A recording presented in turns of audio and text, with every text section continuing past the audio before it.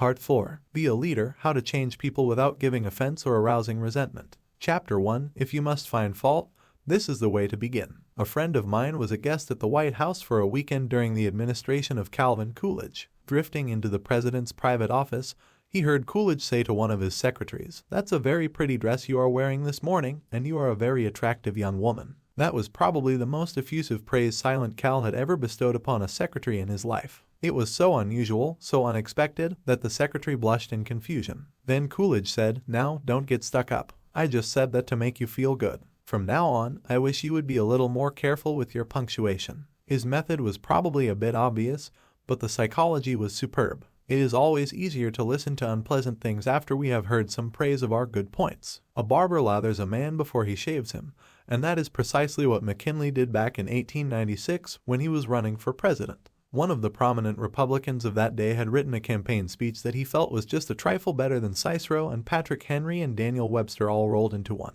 With great glee, this chap read his immortal speech aloud to McKinley. The speech had its fine points, but it just wouldn't do. McKinley didn't want to hurt the man's feelings. He must not kill the man's splendid enthusiasm, and yet he had to say no. Note how adroitly he did it. "My friend, that is a splendid speech, a magnificent speech," McKinley said. "No one could have prepared a better one. There are many occasions on which it would be precisely the right thing to say, but is it quite suitable to this particular occasion? Sound and sober as it is from your standpoint, I must consider its effect from the party's standpoint. Now go home and write a speech along the lines I indicate, and send me a copy of it." He did just that. McKinley blue-penciled and helped him write his second speech, and he became one of the effective speakers of the campaign. Here is the second most famous letter that Abraham Lincoln ever wrote. Lincoln probably dashed this letter off in 5 minutes, yet it sold at public auction in 1926 for $12,000, and that, by the way, was more money than Lincoln was able to save during half a century of hard work. The letter was written to General Joseph Hooker on April 26, 1863, during the darkest period of the Civil War. For 18 months, Lincoln's generals had been leading the Union Army from one tragic defeat to another. Nothing but futile, stupid human butchery. The nation was appalled.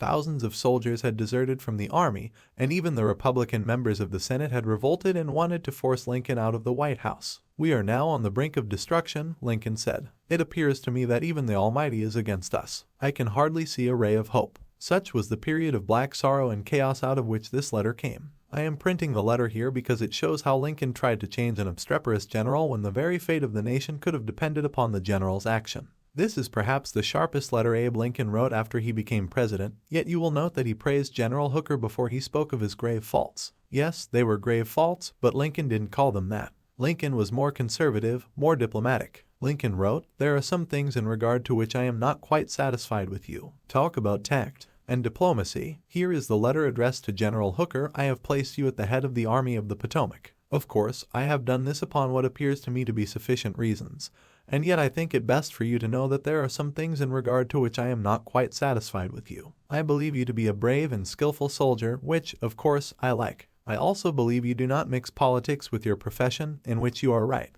You have confidence in yourself, which is a valuable if not an indispensable quality. You are ambitious, which, within reasonable bounds, does good rather than harm. But I think that during General Burnside's command of the army you have taken counsel of your ambition and thwarted him as much as you could, in which you did a great wrong to the country and to a most meritorious and honorable brother officer. I have heard, in such a way as to believe it, of your recently saying that both the army and the government needed a dictator. Of course, it was not for this, but in spite of it, that I have given you command. Only those generals who gain successes can set up as dictators. What I now ask of you is military success, and I will risk the dictatorship. The government will support you to the utmost of its ability, which is neither more nor less than it has done and will do for all commanders. I much fear that the spirit which you have aided to infuse into the army, of criticizing their commander and withholding confidence from him, will now turn upon you. I shall assist you, as far as I can, to put it down. Neither you nor Napoleon, if you were alive again, could get any good out of an army while such spirit prevails in it.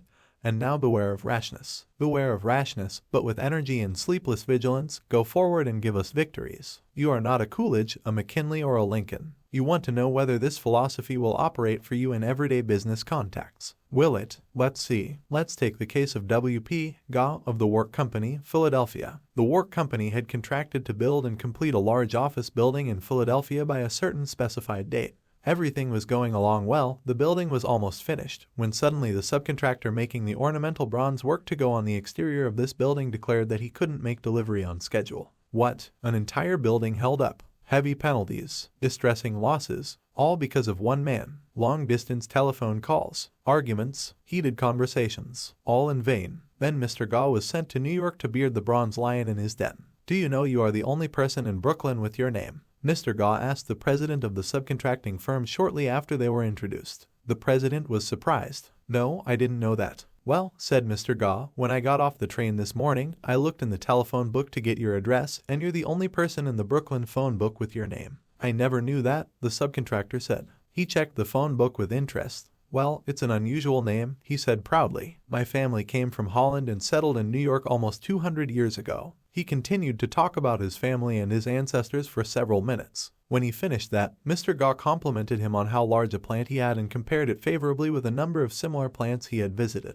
It is one of the cleanest and neatest bronze factories I ever saw, said Gaw. I've spent a lifetime building up this business, the subcontractor said, and I am rather proud of it. Would you like to take a look around the factory? During this tour of inspection, Mr. Gaw complimented the other man on his system of fabrication and told him how and why it seemed superior to those of some of his competitors. Gaw commented on some unusual machines, and the subcontractor announced that he himself had invented those machines. He spent considerable time showing Gaw how they operated and the superior work they turned out. He insisted on taking his visitor to lunch. So far, mind you, not a word had been said about the real purpose of Gaw's visit. After lunch, the subcontractor said, now to get down to business. Naturally, I know why you're here. I didn't expect that our meeting would be so enjoyable. You can go back to Philadelphia with my promise that your material will be fabricated and shipped, even if other orders have to be delayed. Mr. Gaw got everything that he wanted without even asking for it. The material arrived on time, and the building was completed on the day the completion contract specified. Would this have happened had Mr. Gaw used the hammer and dynamite method generally employed on such occasions? Dorothy Rubelski, a branch manager of the Fort Monmouth, New Jersey Federal Credit Union, reported to one of our classes how she was able to help one of her employees become more productive. We recently hired a young lady as a teller trainee. Her contact with our customers was very good. She was accurate and efficient in handling individual transactions. The problem developed at the end of the day when it was time to balance out. The head teller came to me and strongly suggested that I fire this woman. She is holding up everyone else because she is so slow in balancing out. I've shown her over and over, but she can't get it. She's got to go. The next day I observed her working quickly and accurately when handling the normal everyday transactions, and she was very pleasant with our customers. It didn't take long to discover why she had trouble balancing out. After the office closed, I went over to talk with her. She was obviously nervous and upset. I praised her for being so friendly and outgoing with the customers and complimented her for the accuracy and speed used in that work. I then suggested we review the procedure we use in balancing the cash drawer. Once she realized I had confidence in her, she easily followed my suggestions and soon mastered this function. We have had no problems with her since then, beginning with praises like the dentist who begins his work with Novocaine. The patient still gets a drilling, but the Novocaine is pain-killing. A leader will use. Principle 1. Begin with praise and honest appreciation. Chapter 2. How to criticize and not get hated for it. Charles Schwab was passing through one of his steel mills one day at noon when he came across some of his employees smoking. Immediately above their heads was a sign that said no smoking. Did Schwab point to the sign and say, "Can't you read?" Oh no, not Schwab. He walked over to the men, handed each one a cigar, and said, "I'll appreciate it, boys, if you will smoke these on the outside." They knew that he knew that they had broken a rule, and they admired him because he said nothing about it and gave them a little present and made them feel important. Couldn't keep from loving a man like that, could you? John Wanamaker used the same technique. Wanamaker used to make a tour of his great store in Philadelphia every day. Once he saw a customer waiting at a counter. No one was paying the slightest attention to her. The salespeople, they were in a huddle at the far end of the counter laughing and talking among themselves. Wanamaker didn't say a word. Quietly slipping behind the counter, he waited on the woman himself and then handed the purchase to the salespeople to be wrapped as he went on his way. Public officials are often criticized for not being accessible to their constituents. They are busy people, and the fault sometimes lies in overprotective assistants who don't want to overburden their bosses with too many visitors. Carl Langford, who has been mayor of Orlando, Florida, the home of Disney World, for many years, frequently admonished his staff to allow people to see him. He claimed he had an open-door policy, yet the citizens of his community were blocked by secretaries and administrators when they called. Finally, the mayor found the solution. He removed the door from his office. His aides got the message, and the mayor has had a truly open administration since the day his door was symbolically thrown away. Simply changing one three-letter word can often spell the difference between failure and success in changing people without giving offense or arousing resentment. Many people begin their criticism with sincere praise followed by the word but an ending with a critical statement.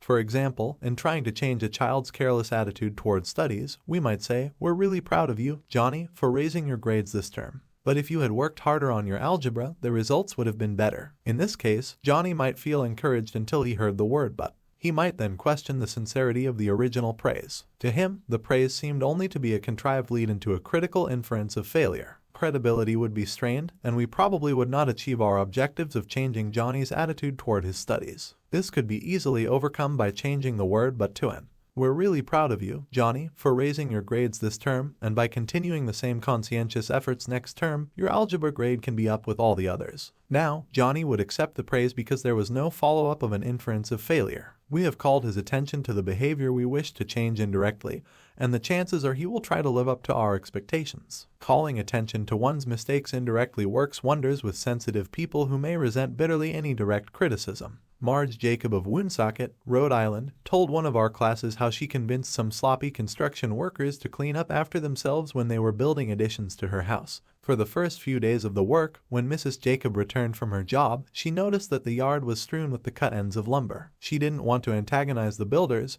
because they did excellent work. So after the workers had gone home, she and her children picked up and neatly piled all the lumber debris in a corner. The following morning she called the foreman to one side and said, "I'm really pleased with the way the front lawn was left last night. It is nice and clean and does not offend the neighbors." From that day forward the workers picked up and piled the debris to one side, and the foreman came in each day seeking approval of the condition the lawn was left in after a day's work. One of the major areas of controversy between members of the Army Reserves and their regular Army trainers is haircuts. The reservists consider themselves civilians and resent having to cut their hair short.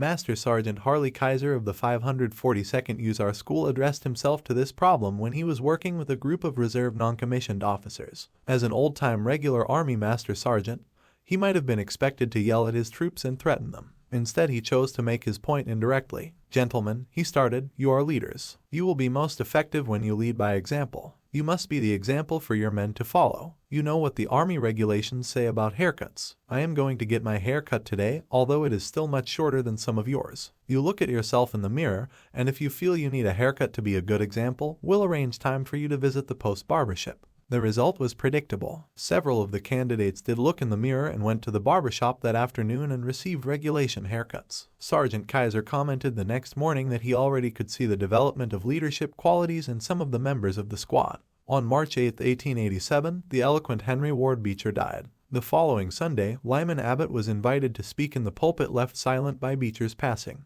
Eager to do his best, he wrote, rewrote, and polished his sermon with the meticulous care of a Flaubert. Then he read it to his wife. It was poor, as most written speeches are. She might have said, if she had had less judgment, "Lyman, that is terrible. That'll never do. You'll put people to sleep. It reads like an encyclopedia. You ought to know better than that after all the years you have been preaching. For heaven's sake, why don't you talk like a human being? Why don't you act natural? You'll disgrace yourself if you ever read that stuff." That's what she might have said. And, if she had, you know what would have happened. And she knew too. So, she merely remarked that it would make an excellent article for the North American Review. In other words, she praised it and at the same time subtly suggested that it wouldn't do as a speech. Lyman Abbott saw the point, tore up his carefully prepared manuscript and preached without even using notes. An effective way to correct others' mistakes is Principle 2. Call attention to people's mistakes indirectly. Chapter 3. Talk about your own mistakes first. My niece, Josephine Carnegie, had come to New York to be my secretary. She was 19, had graduated from high school 3 years previously, and her business experience was a trifle more than zero. She became one of the most proficient secretaries west of Suez, but in the beginning, she was, well, susceptible to improvement. One day when I started to criticize her, I said to myself, "Just a minute, Dale Carnegie, just a minute. You are twice as old as Josephine. You have had 10,000 times as much business experience. How can you possibly expect her to have your viewpoint, your judgment, your initiative, mediocre though they may be? And just a minute, Dale, what were you doing at 19? Remember the asinine mistakes and blunders you made. Remember the time you did this and that.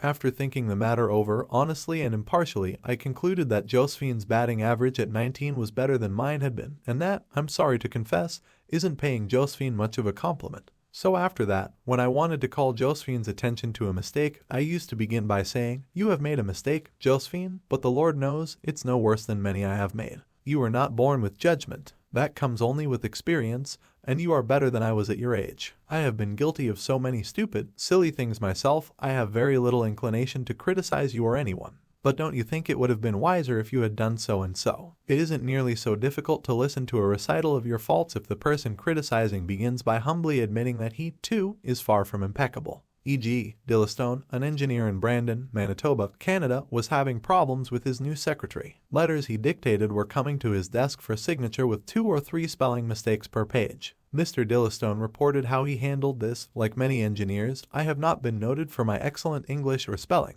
For years I have kept a little black thumb index book for words I had trouble spelling. When it became apparent that merely pointing out the errors was not going to cause my secretary to do more proofreading and dictionary work, I resolved to take another approach. When the next letter came to my attention that had errors in it, I sat down with the typist and said, "Somehow this word doesn't look right. It's one of the words I always have had trouble with. That's the reason I started this spelling book of mine. Yes, here it is. I'm very conscious of my spelling now because people do judge us by our letters and misspellings make us look less professional. I don't know whether she copied my system or not, but since that conversation, her frequency of spelling errors has been significantly reduced." The polished Prince Bernhard von Bülow learned the sharp necessity of doing this back in 1909. Von Bülow was then the Imperial Chancellor of Germany, and on the throne sat Wilhelm II, Wilhelm, the haughty, Wilhelm, the arrogant, Wilhelm, the last of the German Kaisers, building an army and navy that he boasted could whip their weight in wildcats. Then an astonishing thing happened. The Kaiser said things, incredible things, things that rocked the continent and started a series of explosions heard around the world.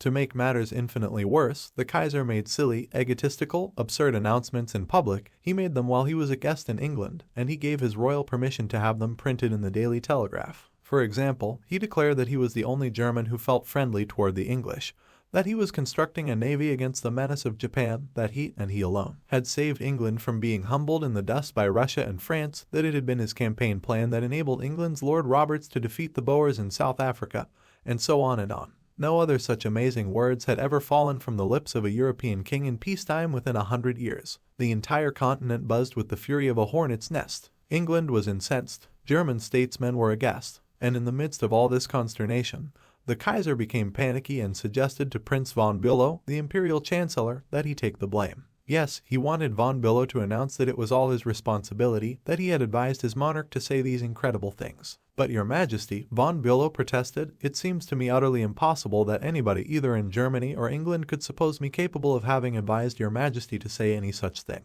The moment those words were out of von Bülow's mouth, he realized he had made a grave mistake. The Kaiser blew up. "You consider me a donkey," he shouted, "capable of blunders you yourself could never have committed." Von Bülow knew that he ought to have praised before he condemned, but since that was too late, he did the next best thing. He praised after he had criticized, and it worked a miracle. "I'm far from suggesting that," he answered respectfully. "Your Majesty surpasses me in many respects, not only, of course, in naval and military knowledge, but above all in natural science. I have often listened in admiration when Your Majesty explained the barometer, or wireless telegraphy, or the Roentgen rays. I am shamefully ignorant of all branches of natural science, have no notion of chemistry or physics, and am quite incapable of explaining the simplest of natural phenomena. But," von Bülow continued, "in compensation, I possess some historical knowledge and perhaps certain qualities useful in politics, especially in diplomacy." The Kaiser beamed. Von Bülow had praised him. Von Bülow had exalted him and humbled himself. The Kaiser could forgive anything after that.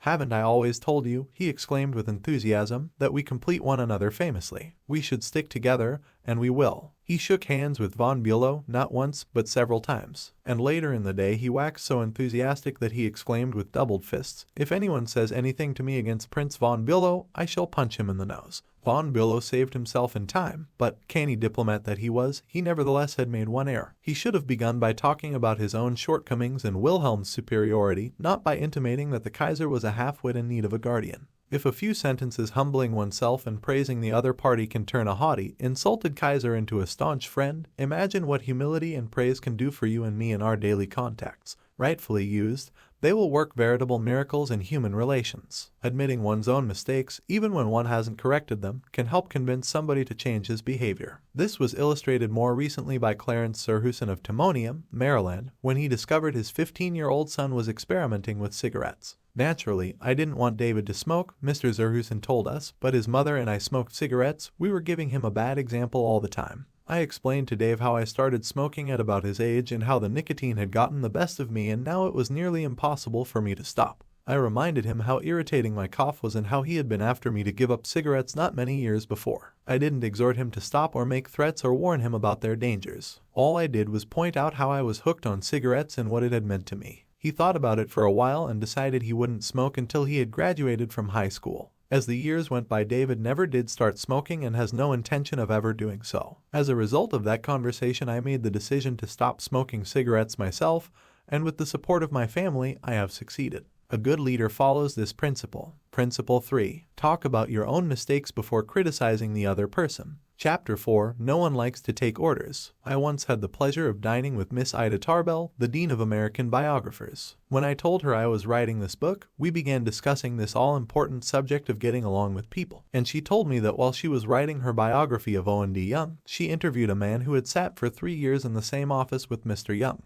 This man declared that during all that time he had never heard Owen D. Young give a direct order to anyone. He always gave suggestions, not orders. Owen D. Young never said, for example, do this or do that, or don't do this or don't do that. He would say, you might consider this, or do you think that would work? Frequently he would say, after he had dictated a letter, what do you think of this? In looking over a letter of one of his assistants, he would say, maybe if we were to phrase it this way it would be better. He always gave people the opportunity to do things themselves.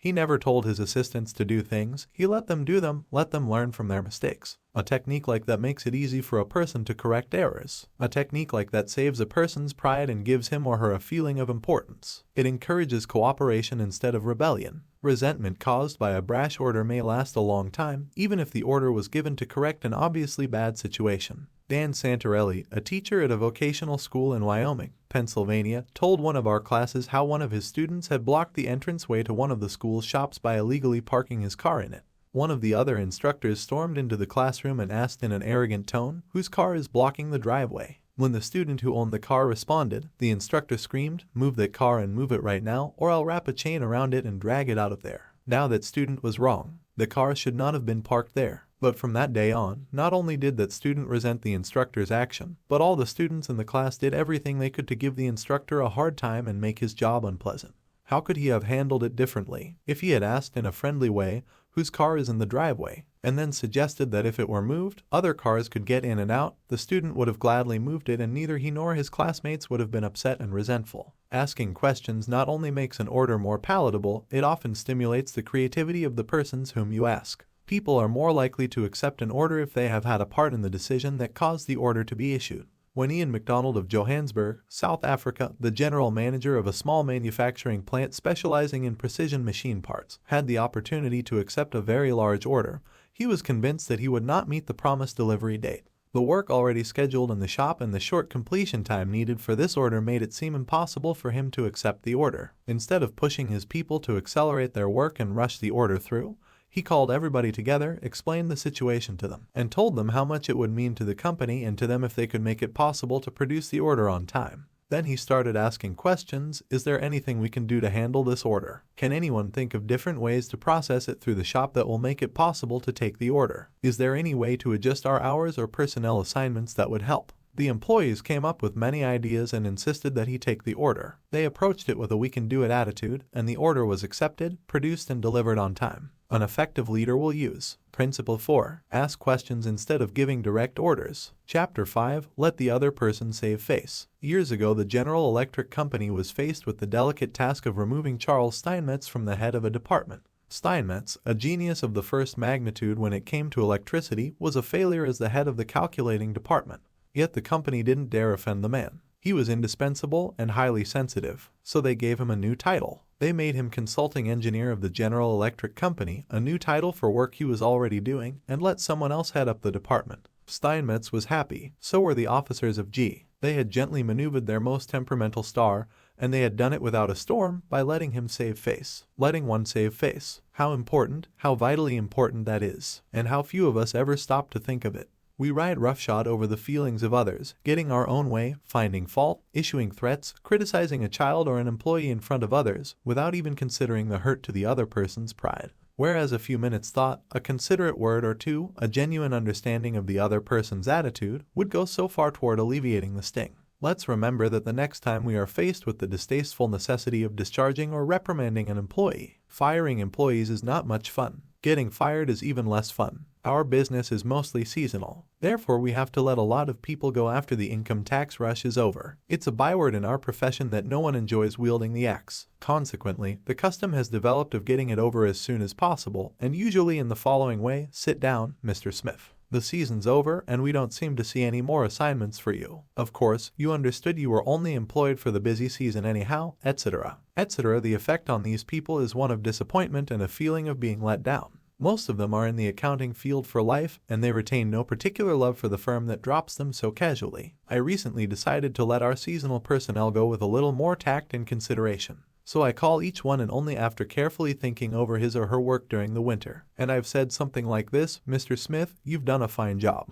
That time we sent you to Newark, you had a tough assignment. You were on the spot, but you came through with flying colors, and we want you to know the firm is proud of you. You've got the stuff, you're going a long way, wherever you're working. This firm believes in you and is rooting for you, and we don't want you to forget it. Effect: the people go away feeling a lot better about being fired. They don't feel let down. They know if we had work for them, we'd keep them on. And when we need them again, they come to us with a keen personal affection. At one session of our course, 2 class members discussed the negative effects of fault-finding versus the positive effects of letting the other person save face. Fred Clark of Harrisburg, Pennsylvania, told of an incident that occurred in his company. At one of our production meetings, a vice president was asking very pointed questions of one of our production supervisors regarding a production process. His tone of voice was aggressive and aimed at pointing out faulty performance on the part of the supervisor. Not wanting to be embarrassed in front of his peers, the supervisor was evasive in his responses. This caused the vice president to lose his temper,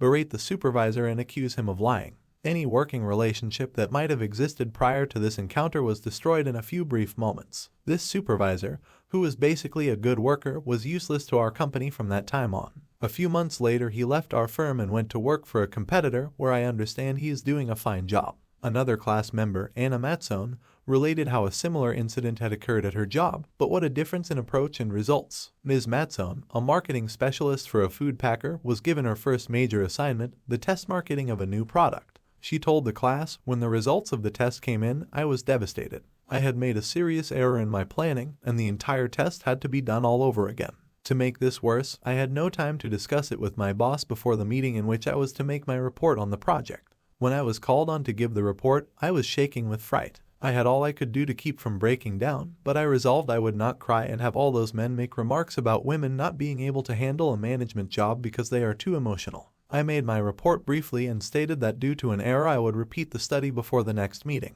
I sat down, expecting my boss to blow up. Instead, he thanked me for my work and remarked that it was not unusual for a person to make an error on a new project and that he had confidence that the repeat survey would be accurate and meaningful to the company. He assured me, in front of all my colleagues, that he had faith in me and knew I had done my best, and that my lack of experience, not my lack of ability, was the reason for the failure. I left that meeting with my head up in the air and with the determination that I would never let that boss of mine down again. Even if we are right and the other person is definitely wrong, we only destroy ego by causing someone to lose face. The legendary French aviation pioneer and author Antoine de Saint-Exupéry wrote, "I have no right to say or do anything that diminishes a man in his own eyes. What matters is not what I think of him, but what he thinks of himself. Hurting a man in his dignity is a crime. A real leader will always follow." Principle 5. Let the other person save face. Chapter 6. How to spur people on to success. Pete Barlow was an old friend of mine. He had a dog and pony act and spent his life traveling with circuses and vaudeville shows. I loved to watch Pete train new dogs for his act. I noticed that the moment a dog showed the slightest improvement, Pete patted and praised him and gave him meat and made a great to-do about it. That's nothing new. Animal trainers have been using that same technique for centuries. Why, I wonder, don't we use the same common sense when trying to change people that we use when trying to change dogs? Why don't we use meat instead of a whip? Why don't we use praise instead of condemnation? Let us praise even the slightest improvement. That inspires the other person to keep on improving. In his book I Ain't Much, Baby, But I'm All I Got, the psychologist Jess Lair comments, "Praise is like sunlight to the warm human spirit. We cannot flower and grow without it." And yet, while most of us are only too ready to apply to others the cold wind of criticism, we are somehow reluctant to give our fellow the warm sunshine of praise. I can look back at my own life and see where a few words of praise have sharply changed my entire future. Can't you say the same thing about your life? History is replete with striking illustrations of the sheer witchery of praise. For example, many years ago a boy of 10 was working in a factory in Naples. He longed to be a singer, but his first teacher discouraged him. "You can't sing," he said. "You haven't any voice at all. It sounds like the wind in the shutters." But his mother, a poor peasant woman, put her arms about him and praised him and told him she knew he could sing. She could already see an improvement, and she went barefoot in order to save money to pay for his music lessons. That peasant mother's praise and encouragement changed that boy's life. His name was Enrico Caruso, and he became the greatest and most famous opera singer of his age. In the early 19th century, a young man in London aspired to be a writer, but everything seemed to be against him. He had never been able to attend school more than 4 years. His father had been flung in jail because he couldn't pay his debts, and this young man often knew the pangs of hunger. Finally, he got a job pasting labels on bottles of blacking in a rat-infested warehouse, and he slept at night in a dismal attic room with 2 other boys, gutter snipes from the slums of London. He had so little confidence in his ability to write that he sneaked out and mailed his first manuscript in the dead of night so nobody would laugh at him. Story after story was refused. Finally, the great day came when one was accepted. True, he wasn't paid a shilling for it, but one editor had praised him. One editor had given him recognition. He was so thrilled that he wandered aimlessly around the streets with tears rolling down his cheeks. The praise, the recognition that he received through getting one story in print changed his whole life, for if it hadn't been for that encouragement, he might have spent his entire life working in rat-infested factories. You may have heard of that boy. His name was Charles Dickens. Another boy in London made his living as a clerk in a dry goods store. He had to get up at 5 o'clock, sweep out the store, and slave for 14 hours a day. It was sheer drudgery and he despised it. After 2 years, he could stand it no longer, so he got up one morning and, without waiting for breakfast, tramped 15 miles to talk to his mother, who was working as a housekeeper. He was frantic. He pleaded with her. He wept. He swore he would kill himself if he had to remain in the shop any longer. Then he wrote a long, pathetic letter to his old schoolmaster, declaring that he was heartbroken, that he no longer wanted to live. His old schoolmaster gave him a little praise and assured him that he really was very intelligent and fitted for finer things and offered him a job as a teacher. That praise changed the future of that boy and made a lasting impression on the history of English literature. For that boy went on to write innumerable best-selling books and made over $1 million with his pen. You've probably heard of him. His name, H.G. Wells. Use of praise instead of criticism is the basic concept of B.F. Skinner's teachings. This great contemporary psychologist has shown by experiments with animals and with humans that when criticism is minimized and praise emphasized, the good things people do will be reinforced and the poorer things will atrophy for lack of attention. John Ringelspaugh of Rocky Mount, North Carolina, used this in dealing with his children. It seemed that, as in so many families, mother and dad's chief form of communication with the children was yelling at them. And, as in so many cases, the children became a little worse rather than better after each such session, and so did the parents. There seemed to be no end in sight for this problem. Mr. Ringelspaugh determined to use some of the principles he was learning in our course to solve this situation. He reported, "We decided to try praise instead of harping on their faults. It wasn't easy when all we could see were the negative things they were doing. It was really tough to find things to praise. We managed to find something, and within the first day or two some of the really upsetting things they were doing quit happening. Then some of their other faults began to disappear. They began capitalizing on the praise we were giving them. They even began going out of their way to do things right. Neither of us could believe it. Of course, it didn't last forever, but the norm reached after things leveled off was so much better. It was no longer necessary to react the way we used to. The children were doing far more right things than wrong ones. All of this was a result of praising the slightest improvement in the children rather than condemning everything they did wrong. This works on the job too. Keith Roper of Woodland Hills, California, applied this principle to a situation in his company. Some material came to him in his print shop which was of exceptionally high quality. The printer who had done this job was a new employee who had been having difficulty adjusting to the job. His supervisor was upset about what he considered a negative attitude and was seriously thinking of terminating his services. When Mr. Roper was informed of this situation, he personally went over to the print shop and had a talk with the young man. He told him how pleased he was with the work he had just received and pointed out it was the best work he had seen produced in that shop for some time. He pointed out exactly why it was superior and how important the young man's contribution was to the company. Do you think this affected that young printer's attitude toward the company? Within days there was a complete turnabout. He told several of his co-workers about the conversation and how someone in the company really appreciated good work. And from that day on, he was a loyal and dedicated worker. What Mr. Roper did was not just flatter the young printer and say you're good. He specifically pointed out how his work was superior, because he had singled out a specific accomplishment rather than just making general flattering remarks.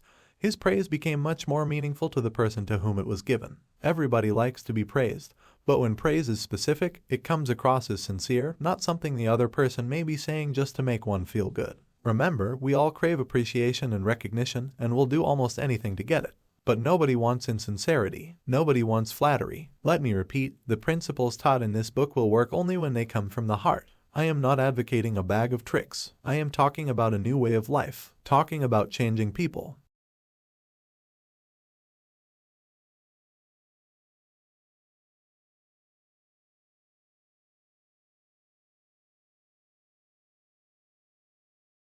We can literally transform them. Exaggeration. Then listen to these sage words from William James, one of the most distinguished psychologists and philosophers America has ever produced. Compared with what we ought to be, we are only half awake. We are making use of only a small part of our physical and mental resources. Stating the thing broadly, the human individual thus lives far within his limits. He possesses powers of various sorts which he habitually fails to use. Yes, you who are reading these lines possess powers of various sorts which you habitually fail to use. And one of these powers you are probably not using to the fullest extent is your magic ability to praise people and inspire them with a realization of their latent possibilities. Abilities wither under criticism, they blossom under encouragement. To become a more effective leader of people, apply. Principle 6. Praise the slightest improvement and praise every improvement. Be hearty in your approbation and lavish in your praise. Chapter 7. Give a dog a good name. What do you do when a person who has been a good worker begins to turn in shoddy work? You can fire him or her, but that really doesn't solve anything. You can berate the worker,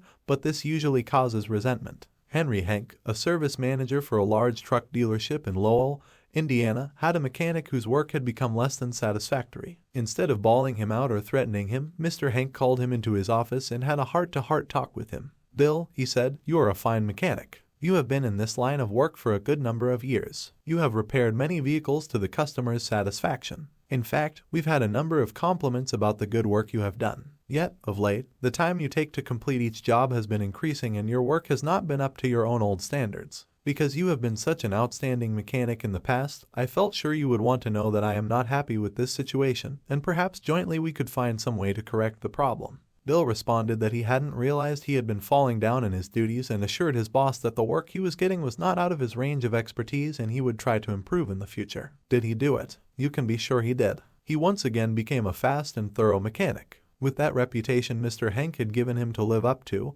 how could he do anything else but turn out work comparable to that which he had done in the past? "The average person," said Samuel Vauquelin, then president of the Baldwin Locomotive Works, "can be led readily if you have his or her respect and if you show that you respect that person for some kind of ability. In short, if you want to improve a person in a certain respect, act as though that particular trait were already one of his or her outstanding characteristics." Shakespeare said, "Assume a virtue if you have it not." And it might be well to assume and state openly that other people have the virtue you want them to develop. Give them a fine reputation to live up to, and they will make prodigious efforts rather than see you disillusion.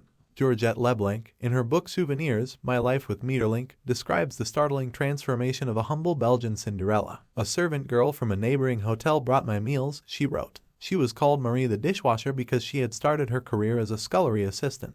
She was a kind of monster, cross-eyed, bandy-legged, poor in flesh and spirit. One day, while she was holding my plate of macaroni in her red hand, I said to her point blank, "Marie, you do not know what treasures are within you." Accustomed to holding back her emotion, Marie waited for a few moments, not daring to risk the slightest gesture for fear of a catastrophe. Then she put the dish on the table, sighed and said ingenuously, "Madam, I would never have believed it." She did not doubt, she did not ask a question. She simply went back to the kitchen and repeated what I had said, and such is the force of faith that no one made fun of her. From that day on, she was even given a certain consideration. But the most curious change of all occurred in the humble Marie herself. Believing she was the tabernacle of unseen marvels, she began taking care of her face and body so carefully that her starved youth seemed to bloom and modestly hide her plainness. 2 months later, she announced her coming marriage with the nephew of the chef. "I'm going to be a lady," she said, and thanked me. A small phrase had changed her entire life. Georgette Leblanc had given Marie the dishwasher a reputation to live up to,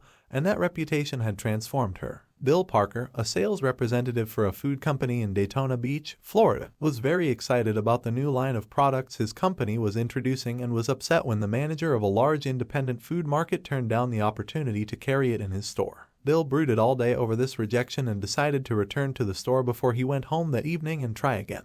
"Jack," he said, "since I left this morning I realized I hadn't given you the entire picture of our new line, and I would appreciate some of your time to tell you about the points I omitted. I have respected the fact that you are always willing to listen and are big enough to change your mind when the facts warrant a change." Could Jack refuse to give him another hearing? Not with that reputation to live up to. One morning Dr. Martin Fitzhugh, a dentist in Dublin, Ireland, was shocked when one of his patients pointed out to him that the metal cup holder which she was using to rinse her mouth was not very clean. True, the patient drank from the paper cup, not the holder, but it certainly was not professional to use tarnished equipment. When the patient left, Dr. Fitzhugh retreated to his private office to write a note to Bridget, the charwoman, who came twice a week to clean his office. He wrote, "My dear Bridget, I see you so seldom, I thought I'd take the time to thank you for the fine job of cleaning you've been doing. By the way, I thought I'd mention that since 2 hours, twice a week, is a very limited amount of time. Please feel free to work an extra half hour from time to time if you feel you need to do those once in a while things like polishing the cup holders and the like. I, of course, will pay you for the extra time." The next day, when I walked into my office, Dr. Fitzhugh reported my desk had been polished to a mirror-like finish, as had my chair, which I nearly slid out of. When I went into the treatment room, I found the shiniest, cleanest chrome-plated cup holder I had ever seen nestled in its receptacle. I had given my charwoman a fine reputation to live up to, and because of this small gesture she outperformed all her past efforts. How much additional time did she spend on this? That's right, none at all. There is an old saying, give a dog a bad name and you may as well hang him. But give him a good name and see what happens. When Mrs. Ruth Hopkins, a 4th grade teacher in Brooklyn, New York, looked at her class roster the first day of school, her excitement and joy of starting a new term was tinged with anxiety. In her class this year she would have Tommy T, the school's most notorious bad boy. His 3rd grade teacher had constantly complained about Tommy to colleagues, the principal and anyone else who would listen. He was not just mischievous, he caused serious discipline problems in the class, picked fights with the boys, teased the girls, was fresh to the teacher, and seemed to get worse as he grew older. His only redeeming feature was his ability to learn rapidly and master the schoolwork easily. Mrs. Hopkins decided to face the Tommy problem immediately. When she greeted her new students, she made little comments to each of them. "Rose, that's a pretty dress you are wearing. Alicia, I hear you draw beautifully." When she came to Tommy, she looked him straight in the eyes and said, "Tommy, I understand you are a natural leader. I'm going to depend on you to help me make this class the best class in the 4th grade this year." She reinforced this over the first few days by complimenting Tommy on everything he did and commenting on how this showed what a good student he was. With that reputation to live up to, even a 9-year-old couldn't let her down, and he didn't. If you want to excel in that difficult leadership role of changing the attitude or behavior of others, use Principle 7. Give the other person a fine reputation to live up to. Chapter 8. Make the fault seem easy to correct. A bachelor friend of mine, about 40 years old, became engaged, and his fiancée persuaded him to take some belated dancing lessons. "The Lord knows I needed dancing lessons," he confessed as he told me the story, "for I danced just as I did when I first started 20 years ago. The first teacher I engaged probably told me the truth. She said I was all wrong, I would just have to forget everything and begin all over again. But that took the heart out of me. I had no incentive to go on. So I quit her. The next teacher may have been lying, but I liked it. She said nonchalantly that my dancing was a bit old-fashioned perhaps, but the fundamentals were all right, and she assured me I wouldn't have any trouble learning a few new steps. The first teacher had discouraged me by emphasizing my mistakes. This new teacher did the opposite. She kept praising the things I did right and minimizing my errors. You have a natural sense of rhythm, she assured me. You really are a natural-born dancer. Now my common sense tells me that I always have been and always will be a fourth-rate dancer, yet, deep in my heart, I still like to think that maybe she meant it. To be sure, I was paying her to say it, but why bring that up? At any rate, I know I am a better dancer than I would have been if she hadn't told me I had a natural sense of rhythm. That encouraged me. That gave me hope. That made me want to improve. Tell your child, your spouse, or your employee that he or she is stupid or dumb at a certain thing, has no gift for it, and is doing it all wrong, and you have destroyed almost every incentive to try to improve. But use the opposite technique. Be liberal with your encouragement. Make the thing seem easy to do. Let the other person know that you have faith in his ability to do it, that he has an undeveloped flair for it, and he will practice until the dawn comes in the window in order to excel. Lowell Thomas, a superb artist in human relations, used this technique. He gave you confidence, inspired you with courage and faith. For example, I spent a weekend with Mr. and Mrs. Thomas, and on Saturday night, I was asked to sit in on a friendly bridge game before a roaring fire. Bridge? Oh, no, not me. I knew nothing about it. The game had always been a black mystery to me. No, impossible. Why, Dale, it is no trick at all, Lowell replied. There is nothing to bridge except memory and judgment. You've written articles on memory. Bridge will be a cinch for you. It's right up your alley. And presto, almost before I realized what I was doing, I found myself for the first time at a bridge table. All because I was told I had a natural flair for it and the game was made to seem easy. Speaking of bridge reminds me of Ely Culbertson, whose books on bridge have been translated into a dozen languages and have sold more than 1 million copies. Yet he told me he never would have made a profession out of the game if a certain young woman hadn't assured him he had a flair for it. When he came to America in 1922, he tried to get a job teaching in philosophy and sociology, but he couldn't. Then he tried selling coal, and he failed at that. Then he tried selling coffee, and he failed at that, too. He had played some bridge, but it had never occurred to him in those days that someday he would teach it. He was not only a poor card player, but he was also very stubborn.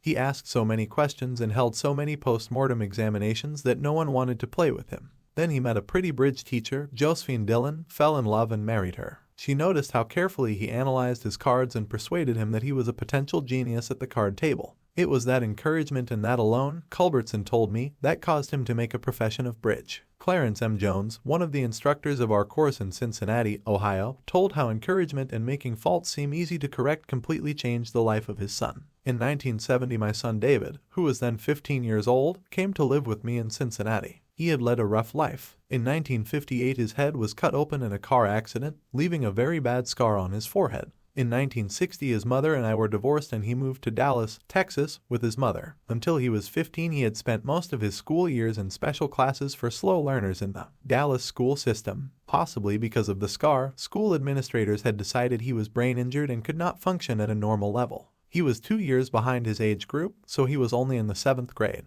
Yet he did not know his multiplication tables, added on his fingers, and could barely read. There was one positive point. He loved to work on radio and TV sets. He wanted to become a TV technician. I encouraged this and pointed out that he needed maths to qualify for the training. I decided to help him become proficient in this subject. We obtained 4 sets of flashcards: multiplication, division, addition, and subtraction. As we went through the cards, we put the correct answers in a discard stack. When David missed one, I gave him the correct answer and then put the card in the repeat stack until there were no cards left. I made a big deal out of each card he got right, particularly if he had missed it previously. Each night we would go through the repeat stack until there were no cards left. Each night we timed the exercise with a stopwatch. I promised him that when he could get all the cards correct in 8 minutes with no incorrect answers, we would quit doing it every night. This seemed an impossible goal to David. The first night it took 52 minutes, the second night 48, then 45, 44, 41, then under 40 minutes. We celebrated each reduction. I'd call in my wife,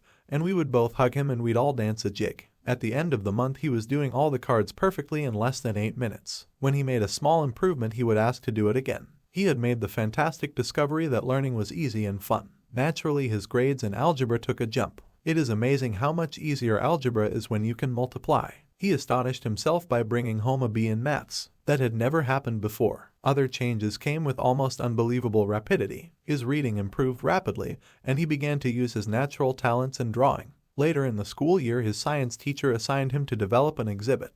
He chose to develop a highly complex series of models to demonstrate the effect of levers. It required skill not only in drawing and model making but in applied mathematics. The exhibit took first prize in his school's science fair and was entered in the city competition and won third prize for the entire city of Cincinnati. That did it. Here was a kid who had flunked 2 grades, who had been told he was brain damaged, who had been called Frankenstein by his classmates and told his brains must have leaked out of the cut on his head. Suddenly he discovered he could really learn and accomplish things. The result? From the last quarter of the 8th grade all the way through high school, he never failed to make the honor roll. In high school he was elected to the National Honor Society. Once he found learning was easy, his whole life changed. If you want to help others to improve, remember. Principle 8. Use encouragement. Make the fault seem easy to correct. Chapter 9. Making people glad to do what you want. Back in 1915, America was aghast. For more than a year, the nations of Europe had been slaughtering one another on a scale never before dreamed of in all the bloody annals of mankind. Could peace be brought about? No one knew, but Woodrow Wilson was determined to try. He would send a personal representative, a peace emissary, to counsel with the warlords of Europe. William Jennings Bryan, Secretary of State. Bryan, the peace advocate, longed to go. He saw a chance to perform a great service and make his name immortal. But Wilson appointed another man, his intimate friend and advisor Colonel Edward M. House, and it was House's thorny task to break the unwelcome news to Bryan without giving him offense. Bryan was distinctly disappointed when he heard I was to go to Europe as the peace emissary. Colonel House records in his diary. He said he had planned to do this himself. I replied that the president thought it would be unwise for anyone to do this officially, and that his going would attract a great deal of attention and people would wonder why he was there. You see the intimation. House practically told Bryan that he was too important for the job, and Bryan was satisfied. Colonel House, adroit, experienced in the ways of the world, was following one of the important rules of human relations: always make the other person happy about doing the thing you suggest. Woodrow Wilson followed that policy even when inviting William Gibbs McAdoo to become a member of his cabinet. That was the highest honor he could confer upon anyone, and yet Wilson extended the invitation in such a way as to make McAdoo feel doubly important. Here is the story in McAdoo's own words. He said that he was making up his cabinet and that he would be very glad if I would accept a place in it as Secretary of the Treasury. He had a delightful way of putting things. He created the impression that by accepting this great honor I would be doing him a favor. Unfortunately, Wilson didn't always employ such tact. If he had, history might have been different. For example, Wilson didn't make the Senate and the Republican Party happy by entering the United States in the League of Nations. Wilson refused to take such prominent Republican leaders as Elihu Root or Charles Evans Hughes or Henry Cabot Lodge to the peace conference with him. Instead, he took along unknown men from his own party. He snubbed the Republicans, refused to let them feel that the League was their idea as well as his, refused to let them have a finger in the pie, and, as a result of this crude handling of human relations, wrecked his own career, ruined his health, shortened his life, caused America to stay out of the League, and altered the history of the world. Statesmen and diplomats aren't the only ones who use this make a person happy to do things you want them to do approach. Dale O. Ferrier of Fort Wayne, Indiana, told how he encouraged one of his young children to willingly do the chore he was assigned. One of Jeff's chores was to pick up pears from under the pear tree so the person who was mowing underneath wouldn't have to stop to pick them up. He didn't like this chore, and frequently it was either not done at all or it was done so poorly that the mower had to stop and pick up several pears that he had missed. Rather than have an eyeball-to-eyeball confrontation about it, one day I said to him, "Jeff, I'll make a deal with you. For every bushel basket full of pears you pick up, I'll pay you $1. But after you are finished, for every pear I find left in the yard, I'll take away $1. How does that sound?" As you would expect, he not only picked up all of the pears, but I had to keep an eye on him to see that he didn't pull a few off the trees to fill up some of the baskets. I knew a man who had to refuse many invitations to speak, invitations extended by friends, invitations coming from people to whom he was obligated, and yet he did it so adroitly that the other person was at least contented with his refusal. How did he do it? Not by merely talking about the fact that he was too busy and too this and too that. No, after expressing his appreciation of the invitation and regretting his inability to accept it, he suggested a substitute speaker. In other words, he didn't give the other person any time to feel unhappy about the refusal. He immediately changed the other person's thoughts to some other speaker who could accept the invitation. Gunter Schmidt, who took our course in West Germany, told of an employee in the food store he managed who was negligent about putting the proper price tags on the shelves where the items were displayed. This caused confusion and customer complaints. Reminders, admonitions, confrontations with her about this did not do much good. Finally, Mr. Schmidt called her into his office and told her he was appointing her supervisor of price tag posting for the entire store and she would be responsible for keeping all of the shelves properly tagged. This new responsibility and title changed her attitude completely, and she fulfilled her duties satisfactorily from then on. Childish, perhaps, but that is what they said to Napoleon when he created the Legion of Honor and distributed 15,000 crosses to his soldiers and made 18 of his generals marshals of France and called his troops the Grand Army. Napoleon was criticized for giving toys to war-hardened veterans, and Napoleon replied, "Men are ruled by toys." This technique of giving titles and authority worked for Napoleon, and it will work for you. For example, a friend of mine, Mrs. Ernest Gent of Scarsdale, New York, was troubled by boys running across and destroying her lawn. She tried coaxing. Neither worked. Then she tried giving the worst sinner in the gang a title and a feeling of authority. She made him her detective and put him in charge of keeping all trespassers off her lawn. That solved her problem. Her detective built a bonfire in the backyard, heated an iron red hot, and threatened to brand any boy who stepped on the lawn. The effective leader should keep the following guidelines in mind when it is necessary to change attitudes or behavior. 1. Be sincere. Do not promise anything that you cannot deliver. Forget about the benefits to yourself and concentrate on the benefits to the other person. 2. Know exactly what it is you want the other person to do. 3. Be empathetic. Ask yourself what is it the other person really wants. 4. Consider the benefits that person will receive from doing what you suggest. 5. Match those benefits to the other person's wants. 6. When you make your request, put it in a form that will convey to the other person the idea that he personally will benefit. We could give a curt order like this: "John, we have customers coming in tomorrow and I need the stockroom cleaned out. So sweep it out, put the stock in neat piles on the shelves and polish the counter." Or we could express the same idea by showing John the benefits he will get from doing the task. "John, we have a job that should be completed right away. If it is done now, we won't be faced with it later. I am bringing some customers in tomorrow to show our facilities. I would like to show them the stockroom, but it is in poor shape. If you could sweep it out, put the stock in neat piles on the shelves, and polish the counter, it would make us look efficient and you will have done your part to provide a good company image." Will John be happy about doing what you suggest? Probably not very happy, but happier than if you had not pointed out the benefits. Assuming you know that John has pride in the way his stockroom looks and is interested in contributing to the company image, he will be more likely to be cooperative. It also will have been pointed out to John that the job would have to be done eventually, and by doing it now, he won't be faced with it later. It is naive to believe you will always get a favorable reaction from other persons when you use these approaches, but the experience of most people shows that you are more likely to change attitudes this way than by not using these principles. And if you increase your successes by even a mere 10%, you have become 10% more effective as a leader than you were before, and that is your benefit. People are more likely to do what you would like them to do when you use Principle 9. Make the other person happy about doing the thing you suggest.